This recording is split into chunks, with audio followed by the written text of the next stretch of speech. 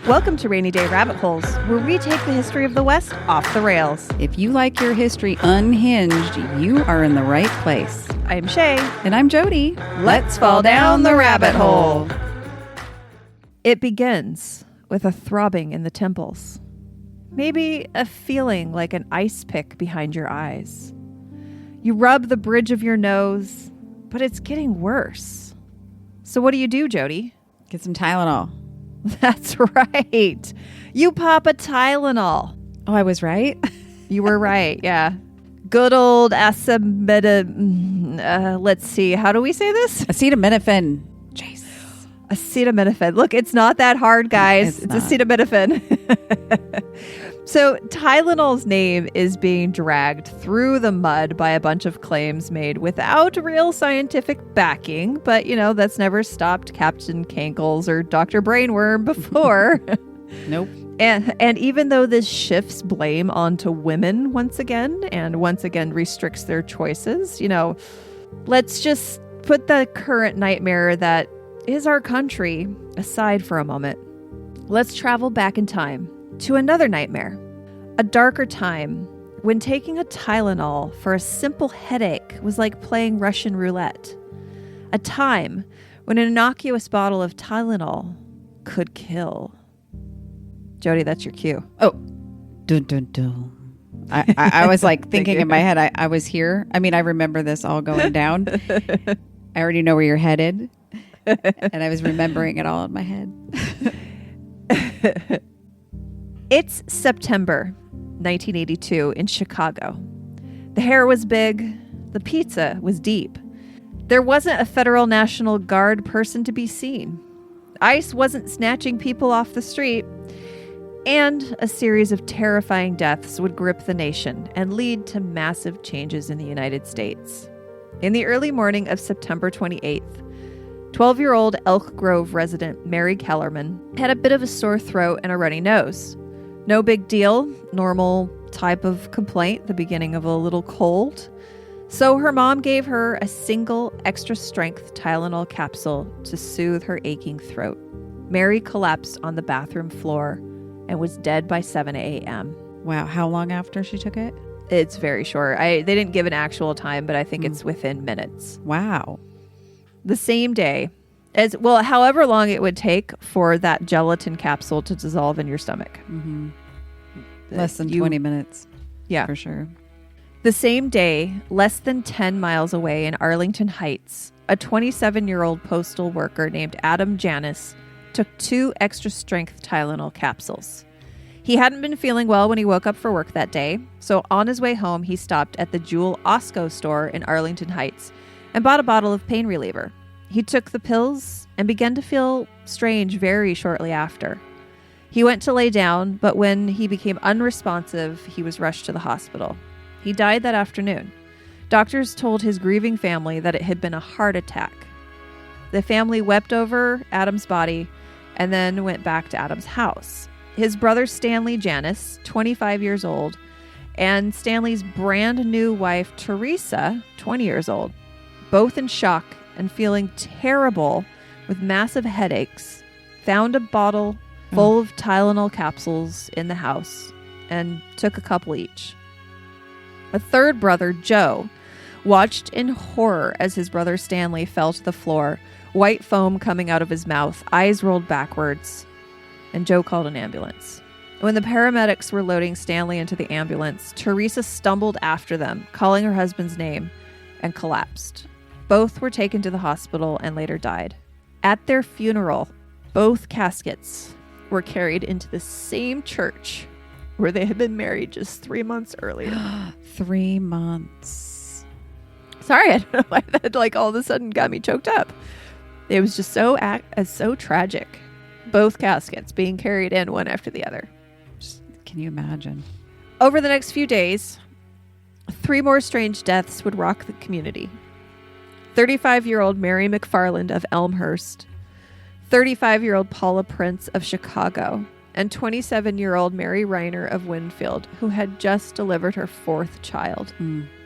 Besides dying tragically young and living in the greater Chicago area, what did these 3 women have in common? Well, they all took Tylenol shortly before dying. At this point, investigators were making the connection between the deaths, thanks in part to some savvy people, firefighter Chuck Kramer and plucky nurse Helen Jensen. She worked in Arlington Heights Village, and they both worked to put two and two together. Tylenol was at the time the most popular non-aspirin pain reliever in the United States. And these gelatin capsules were especially popular because they were easy to swallow. Helen visited the Janice's home and noticed the almost full bottle of Tylenol Extra-Strength capsules sitting on a counter. She counted the capsules and noticed that 6 were missing, 2 for each death. She immediately brought this to the attention of the medical examiner and the police, but they laughed at her. Kramer, the firefighter, tracked down a paramedic who had responded to the 12-year-old Mary Keller's death, who said she had also taken Tylenol. He also reported his findings, but nobody believed him either. Oof.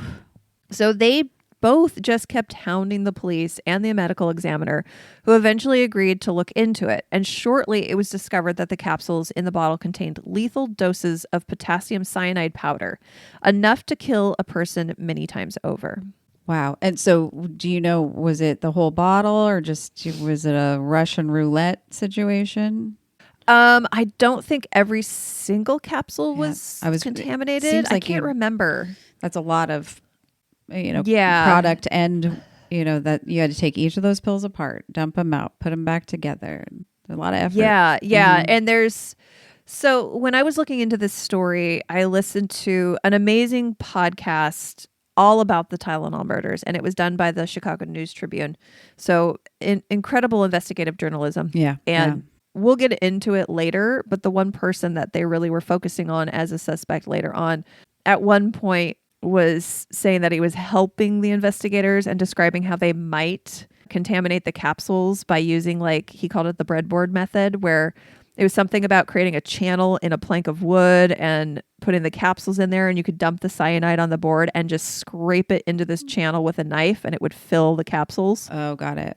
I mean, yeah, it's time consuming to fill all those capsules, but it was doable. Yeah, for sure. So a nationwide panic. if you're dedicated to your mission, it probably is not a problem at all. Right. If you're really serious about what you're about to do and you need the result that you're after. Right. A nationwide panic ensued, obviously. Law enforcement drove through neighborhoods with loudspeakers telling all of the residents to throw out any Tylenol. Johnson & Johnson recalled at least 31 million bottles. Yeah. It was the first mass recall in American history. Oh, really? Yep. And it started a murder investigation that would span over 40 years and had more twists and turns than an Agatha Christie novel, which we will get into after this quick break.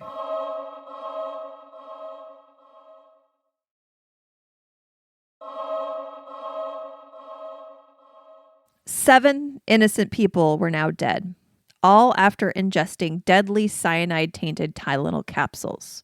But how did the cyanide get in there? Both law enforcement and Johnson & Johnson were digging into the case. J&J quickly established that the cyanide lacing happened after the Tylenol left the factory. And police found receipts for the purchase of Tylenol by several of the victims.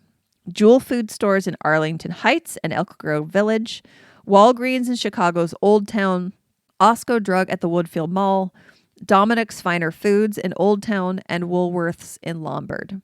The police hypothesized that the bottles had been taken off the store shelves, most likely stolen, the capsules laced with cyanide, and then the packages returned to the shelves. So for our younger listeners, you may not know this, but back in the day, there were no safety seals on bottles. Right. That's a new invention. Because of this. I remember as a child that they had to add that. Yeah. You had a flimsy paper cardboard box, most likely not glued shut. It was just a flap that you could pull open. And then you just screw off the top. And all that is in there protecting your medicines from the rest of the world is a ball of cotton. That's it.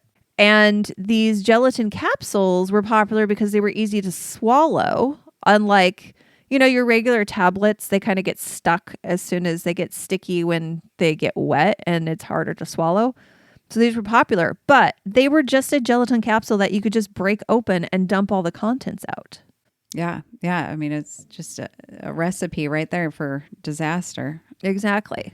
In early 1983, at the FBI's request, a trap was set to lure the killer in. Chicago Tribune columnist Bob Green published the home address and grave location of 12-year-old Mary Kellerman. And then they kept a 24-hour surveillance on the Kellerman's home and Mary's gravesite for several months, just hoping that the killer would show up, but to no avail. And I am really surprised that the family of Mary Kellerman went along with this. It was their home address that they published in the paper. So any weirdo. And they were part of it. I was wondering when you said it, like, ooh, like that is not kind to the family, but they were aware of it, huh? They went along with it. Yeah, I mean, they went along with it, which is very surprising. I mean, yeah, of course they want to know why this happened to their daughter and catch the person responsible. But, that's very scary. Anyway. Doxing meant something different back then. Maybe it didn't seem as scary. Yeah, exactly. I mean, but remember back in our research, back in the olden days, when somebody was reporting on a story and somebody just, they interviewed somebody on the street, they would publish their name and address. Oh, yeah, right. They're like, according to Miss Ethel Hefferman, who resides at 12865 Grove Court Northwest in Tacoma, Washington, in the blue house with the red shutters, Mm-hmm. Add legitimacy to the story by giving exact details. Right. We didn't make her up. You could just go to her house and knock on the door and ask her. Yeah. She said these things. And I just can't imagine doing that right now, So there was also one surveillance photo of another victim, Paula Prince, when she was purchasing her bottle of Tylenol at Walgreens. There's this bearded man in the video just behind her, and they surmised that maybe that was the killer. But that was literally it. That's all they had to go on. They had nothing. Just real guesses is all they're working with. Yeah, exactly. But then, in October of the same year, law enforcement received a chilling letter. It included details of the investigation that had not been made public, and it demanded $1 million to stop the killings. And it was signed by a man named Robert Richardson. And here's what it said. Gentlemen, as you can see, it is easy to place cyanide, both potassium and sodium, into capsules sitting on store shelves. And since the cyanide is inside the gelatin, it is easy to get buyers to swallow the bitter pill. Another beauty is that cyanide operates quickly. It takes so very little, and there will be no time to take countermeasures. If you don't mind the publicity of these little capsules, then do nothing. So far, I have spent less than $50, and it takes me less than 10 minutes per bottle. If you want to stop the killing, then wire $1 million to bank account number 844957 at Continental Illinois Bank, Chicago, Illinois. Don't attempt to involve the FBI or local Chicago authorities with this letter. A couple of phone calls by me will undo anything you can possibly do. Wow. Ballsy. Right. So, and did they look into this bank account? It feels like that'd be very easy for them to identify someone. This was really interesting. So Robert Richardson owned a travel agency called Lakeside Travel. And they had recently shut down. One of the people who used to work there was a woman named Leanne Lewis. And when Lakeside Travel closed its doors, it had a lot of back pay owed to its employees and never paid them. Leanne was an accountant at Lakeside Travel, so she would have had access to their bank account information. And where that money went, or if there is any. So this letter led them back. Obviously, they looked into that, and they looked into the employees. That bank account belonged to Lakeside Travel, but it wasn't Robert Richardson. He didn't do this and sign his own name. That would be very dumb. But it led them to the husband of Leanne, James W. Lewis. And they linked him through handwriting and fingerprints on the letter. When they talked to James Lewis about this, he said that it was an attempt to embarrass his wife's former employer because, they didn't pay her back pay. And also to bring attention to Johnson & Johnson's vulnerability. He denied any involvement in the Tylenol murders, but he was convicted for attempted extortion and served 12 years in prison for this. But they, at that time, were not able to link him to the Tylenol murders. But you could... He was just trying to make money off this. Well, but they haven't ruled it out that it wasn't him. Oh, got it. Okay. They just didn't have enough evidence to actually tie him. All they had was this letter. Sure. But something interesting that they found out, James Lewis's daughter, who was born with Down syndrome, was born with a lot of heart defects, had a lot of surgeries, and she passed away in 1974 from complications from this congenital heart defect. And it was found that the sutures used in her heart during this most recent surgery had ripped. And those sutures were under a patent held by J&J. Okay, yep. They are in the suture business to this day. Right. So they suspected that maybe this was, some retribution for the death of his daughter, though he denied it forever. So Lewis was the investigators' main suspect for decades, but they were never able to pin it on him. The case went cold. Now, remember, this was 1982 that this happened. It was reopened in 2009 by the FBI. But despite having a search warrant for James Lewis's house and seizing a ton of potential evidence, including computers and documents and DNA analysis, they were still not definitively able to tie him to the murders. And unfortunately, to this day, we will never know if James Lewis was indeed the Tylenol killer because he died in July of 2023. Oh, recently-ish. Yeah. Mm-hmm. But side note, it's not that he was just an innocent bystander. Like, obviously, we already know about the extortion letter. Oh, for sure. That he served 12 years for. He was also convicted of mail fraud. So he dabbled. Yeah. He sent a threatening letter to President Reagan, threatening to use a radio-controlled model airplane to interfere with Secret Service operations at the White House.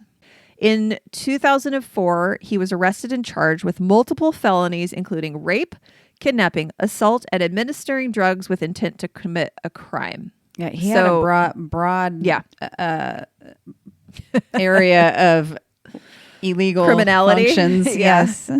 So in that one, he allegedly lured a young woman into his home, drugged her, and assaulted her.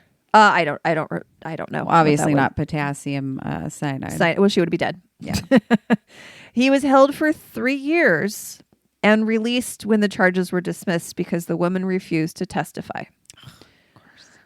He was also, this was very interesting. He was also charged with the murder and dismemberment of one of his tax clients in 1978. But that case was dropped because the original arresting officers failed to properly Mirandize him. And therefore, all of his testimony and everything that came after that was not admissible. Insane. So, yeah. So the DA had to just drop it. Loophole. That was a really sad part of this story. It was this old man who James Lewis was his tax man. And like everybody in the town knew this old man. And he had been talking about how like, man, my tax guy just keeps hanging around. He keeps showing up at my house. Like he's getting in my business in a way that I don't like. And then this guy just disappeared. Nobody could get a hold of him. They went to his house and there was a padlock on the door. They couldn't find him anywhere. And then finally they went up into the attic and there was his dismembered body in the attic.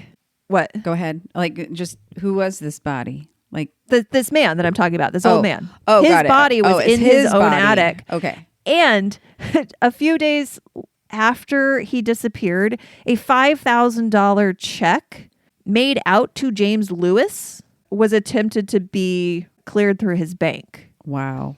There was a lot of evidence tying this guy to this murder. But because these officers were so gung-ho and they did not that's unfortunate. fully Mirandize him. This poor guy. they had to just and drop his family who won't ever see any consequences. Right. But back in 1986, James Lewis was on the radar, but hadn't been he was there. Nothing really had happened. The case was still open. So investigators, even though they suspected James Lewis, they still did not know for sure who had committed the murders. Maybe it was Lewis, but maybe the real killer was still out there. And maybe the killer had moved to the misty forests of the Pacific Northwest. Maybe. Yeah. But before we go on and come to our region, let's take a quick break.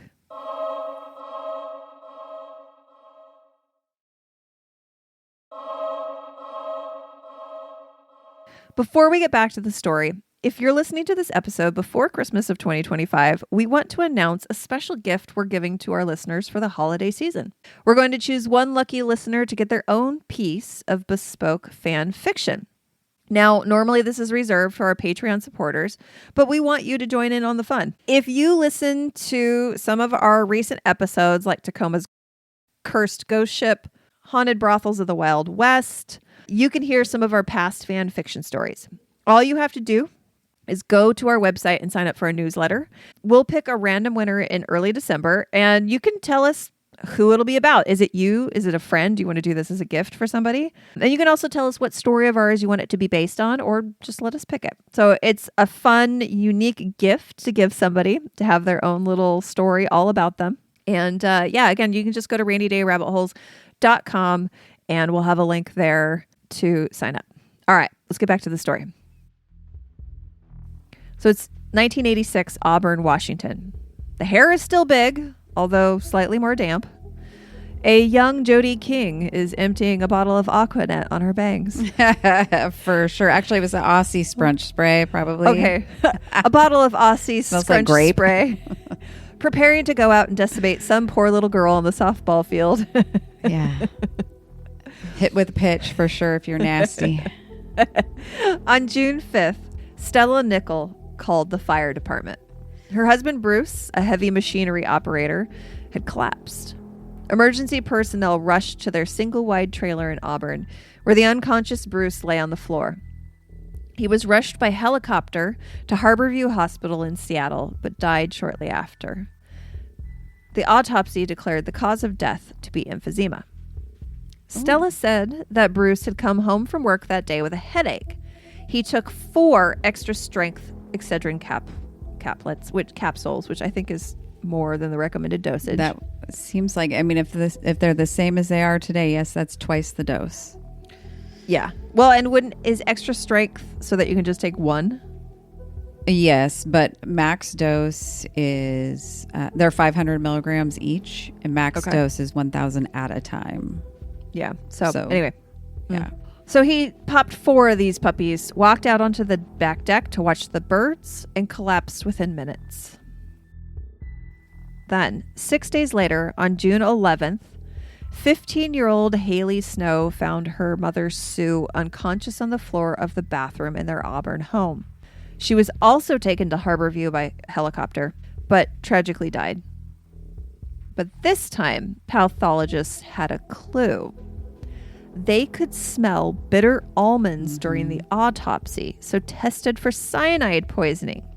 Soon, the FDA announced that cyanide-laced extra-strength Excedrin capsules had been found in her home.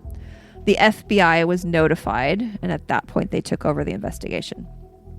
So just like in 1982 with the Tylenol deaths, the Bristol-Myers Company initiated a nationwide recall of the drug and halted production. At this point, the drug manufacturing conglomerate was also really alarmed. So they banded together to offer a $300,000 reward. Whoa. Yeah, $3,000 is not that much. I don't remember. I didn't realize the price difference.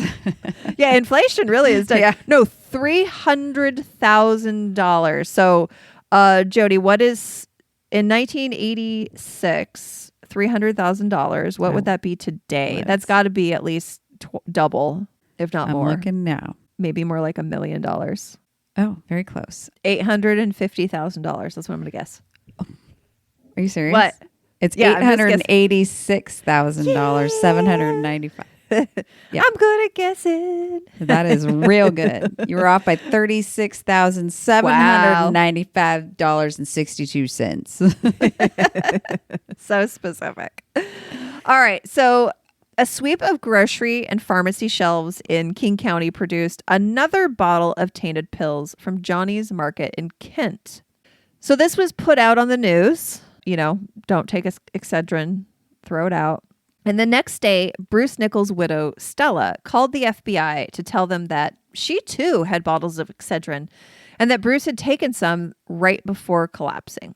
When investigators showed up at her home to collect the bottle, she produced 2 bottles, saying that she had purchased them on 2 occasions from 2 different locations. Both bottles contained tainted capsules. Whoa. Blood tests showed that Bruce, like Sue Snow, had died from cyanide poisoning. And by the way, I've just got to insert something here. So one of these articles I read, it said one of Stella's neighbors characterized her as a washed up honky-tonk girl. Oh my God. So burn. If that paints a picture. That is a burn. So this was suspicious. It's pretty unlikely that she could have purchased 2 contaminated bottles from 2 different locations, given that there were only 4 or 5 by the end of this, known contaminated bottles. One more tainted bottle was found, a bottle of Anacin 3 in the same store that she had bought one of her bottles of Excedrin. So a different brand, but same store that she had bought this Excedrin from. So although investigators were suspicious of Stella, they needed more evidence.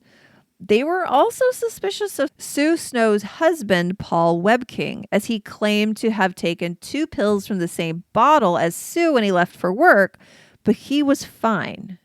Both Stella and Paul Webking brought wrongful death lawsuits against Bristol Myers. Now, when examining the cyanide powder in the poison bottles, they found these flecks of some unknown green substance. And it turns out that it was an algicide called algae destroyer, which is used in home aquariums to, help with algae problems. Now, knowing that the deaths were now characterized as murder, investigators turned their attention to their 2 prime suspects, Paul Webking and Stella Nickell. Both were asked to take polygraph tests, which Paul agreed to. But Stella was a bit more cagey. She had started drinking heavily after Bruce's death, and she said she was too shaken up to take the test. Well, drinking also will make it so it's not an accurate test. I mean, as accurate as it already is, right? But I mean, it will impact those physiological things. So I'm not sure if it would have changed anything, but it is suspicious when people say, nope, I don't want to do it. Well, no, I don't actually think it is. Well, maybe back then, but today you should not agree to a polygraph test ever. Well, I have actually taken one for a case. I was not the accused. I was the victim. And when I gave my testimony, it said that I was not truthful and I was telling the truth. It's junk science. Honestly, you should never take a... And I was not the one accused. So it's like I didn't have much to... Yeah. And there were certain sections... I think really what it was, I'd put myself in a position to be a victim. And so I felt guilty about that. And so it was coming across on the machine that I was not being truthful about the case. Does that make sense? It's not picking up the right story. Yeah. There is a physiological change, but it's not what you think. No, don't. Yeah.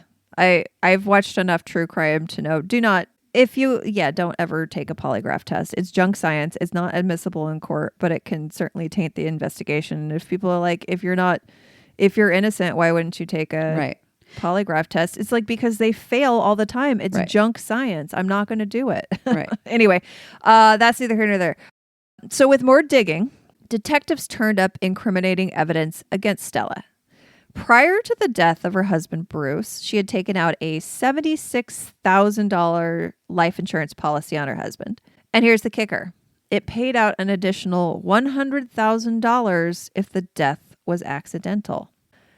So even before Sue Snow died and gave investigators some idea that the deaths were linked, Stella insisted that Bruce's death was suspicious. He had no history of emphysema. And then detectives found 2 insurance policies with Bruce's forged signature. Mm. And what about the flecks of algicide in the cyanide? Well, Stella had an aquarium. Now, she insisted up and down that she had never purchased an algicide, but investigators talked to the owner of the local pet store who said that Stella had ordered such a large amount of algae destroyer that he had to make a special order for it. Yes. So it was speculated that Stella used the same container to crush the algicide as she did to crush the cyanide, hence the contamination. Now, Stella finally consented to a polygraph in 1986, but failed. However, as we all know, polygraphs are junk science, so that means nothing. They couldn't prove that she had purchased the cyanide or tainted the capsules, even though there were those suspicious insurance policies. Mm-hmm. But finally, in 1987, something crazy happened that broke the case.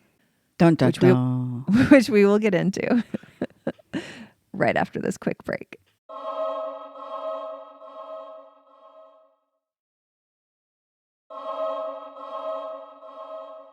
Back to 1987. Stella's grown daughter, Cynthia, went to the police with information about her mother. Now, a little history. Stella and Bruce both had checkered backgrounds. Stella had her first child, Cynthia, at the age of 16. Not long after, she became pregnant with a second child by a different man. And knowing that it would be tough to attract a husband with 2 kids from 2 different fathers, she gave up the new baby for adoption. She was... For that reason. So that she could attract a man in the future. Oh my golly. Now, according to her children and other people who knew her, she was a neglectful and sometimes cruel mother to Cynthia. When Cynthia was 9, Stella beat her legs with a curtain rod. And when Cynthia reported her to the police, she claimed that the child was lying. At one point, she just abandoned her child to one of her husbands. She's a lovely lady. Yeah, she's great. So she spent a lot of time not actually having Cynthia in her life. Stella also had close. Yeah, they weren't close. It wasn't until Cynthia was a teenager that she actually went back to live with her mother. She had a long history of fraud, forgery, and drinking. So she met Bruce in 1974 and they bonded over going to bars. Mm-hmm. When Bruce decided to get sober some 10 years later, Stella found herself bored with the marriage. They used to have so much fun together going to bars. Yeah. Now they had nothing in common. And her own drinking became much worse. She picked up what he dropped off. Exactly. According to Cynthia, Stella told her that if Bruce was out of the picture, she and Cynthia would have enough money to open a tropical fish store or maybe a ceramic store. I mean, why would she have all these algae or aquarium supplies, yet she, oh my God, but wants to open a tropical fish store. Right. But no, I would never order that. That's funny. Right. So she had checked out several books from the Auburn library that included information about poisonous plants. She even confided to Cynthia that she had tried to poison Bruce in the past with foxglove hidden in capsules, but all that happened is he got suddenly very sleepy. Records from the Auburn Public Library showed that Stella had checked out several books about poisons, including Human Poisonings from Native and Cultivated Plants and Deadly Harvest. It doesn't seem like that should be a book that exists. I know. That's what I was just thinking. It's like anybody who checks that out, you should be suspicious. How to kill people with what's in your yard. Right? That does sound like a terrible book. Well, the other thing is she never returned the book to the library. Oh my gosh. And Stella's fingerprints were found on several books she had checked out. And she had also left fingerprints and palm prints on entries about cyanide poisoning in 3 encyclopedias at the library. This woman was meant to commit crime, clearly. She was meant to get caught. Yeah. Stella was indicted in federal court and found guilty of product tampering, not murder. Whoa. And was sentenced to 90 years in prison. Just from product tampering. I think it was product tampering that caused death was the extreme sentencing. Yeah. Okay. And we'll get to that. So not murder, but kinda. Yeah. Her own daughter, Cynthia, was a star witness against her own mother.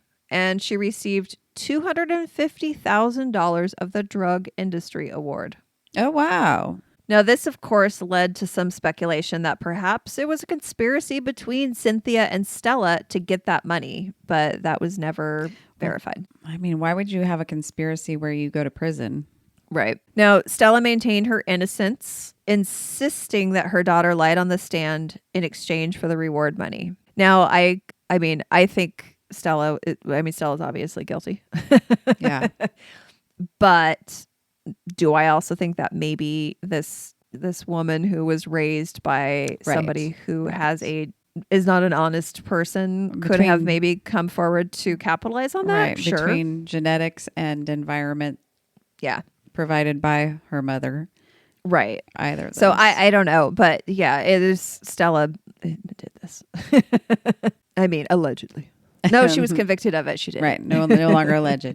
So over the years, she's filed multiple appeals and even petitioned for compassionate release, but all have been denied. So she remains incarcerated at FCI Hazleton in West Virginia with a projected release date of March 7th, 2043. Wow. 2043. So that's 70 years then ish before she can even seek release. That's crazy. Well, good. 2043. No, less than 20 years. No, from 1987. Oh, yeah. Both the Tylenol murders and the Excedrin poisonings had a profound impact on product safety regulations and how tampering cases are handled in the United States. Before 1982, over-the-counter medications like Tylenol or Excedrin were packaged, like I said, in simple plastic bottles, often with nothing more than a thin cardboard box and a wad of cotton stuffed inside the neck of the bottle to protect your pills. There were no seals, no shrink wrap, no real way to know if a product had been opened or altered. You know, it's interesting. We've become so used to this, like all our products, toothpaste, whatever it is, anything that we're going to put in our body or on our body, having some sort of seal. Right. That when it doesn't, you are immediately suspicious. Right. And I ordered a bunch of stuff from Korea and they just have different product packaging regulations. And when I got the products and they didn't have that little foil seal over the like skincare product thing, I was like, but then I got online and read and they're like, yeah, they just don't do that with this brand. And I'm like, okay, I guess I'm going to take the chance of rubbing arsenic on my... So far, so good. I'm fine. I mean, look at this skin. Yeah, you can definitely tell you've been using Korean skincare. All of this changed after the Tylenol murders. Working with the FDA, Johnson & Johnson pioneered tamper-evident packaging, introducing foil seals, shrink bands, and other security features that made it immediately obvious if a product had been opened. The company also redesigned its capsules to make them more resistant to tampering. These innovations quickly became the industry standard.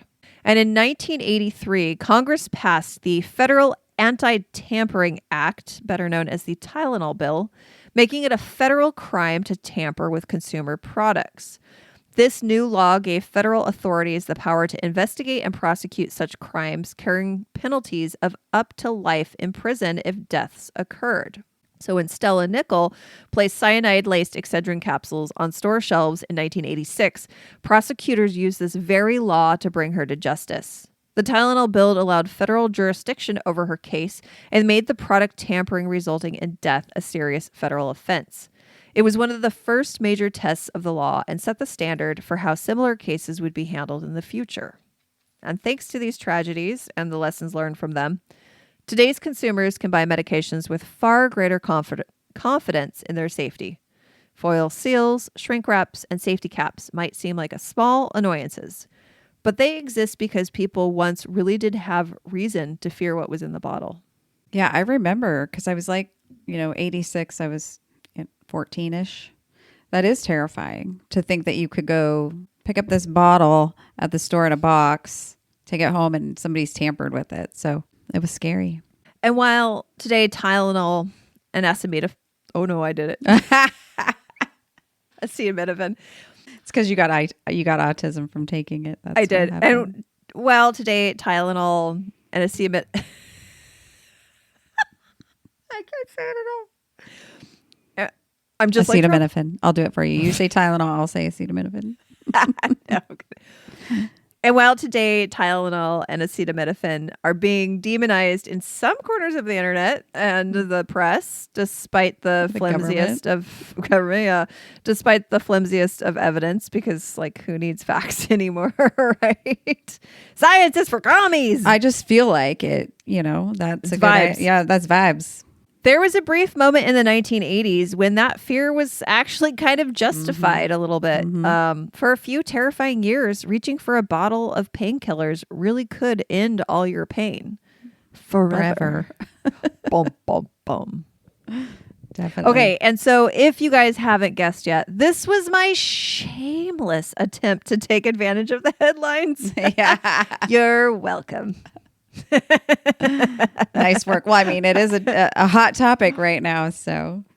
Well, and it does have link to where we live. Yes, I mean, definitely, right now for we sure. are literally sitting probably 15 minutes away from where this happened. Yeah. In the Auburn ones, not Chicago, obviously.